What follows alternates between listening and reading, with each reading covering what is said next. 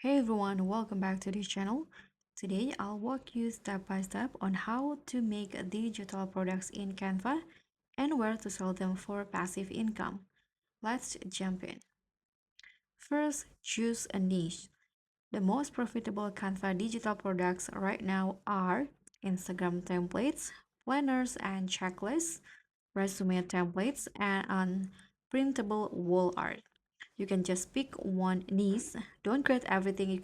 You need to focus because focus means faster sales. Now you can just open canva.com and search for your template type. For example, you can go with Instagram template or resume. Here I'm going to just go with Instagram. You can go to the templates in here, and here I'm going to go with Instagram post template. Now choose one. For example, this one on here, and customize the templates.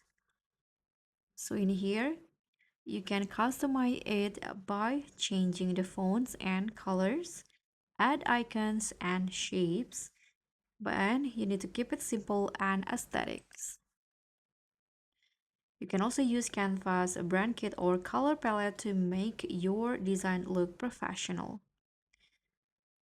And for Instagram templates, you can just hit on share and download as PNG. And for printables, you can download as PDF. And for editable templates, you can share as Canva link.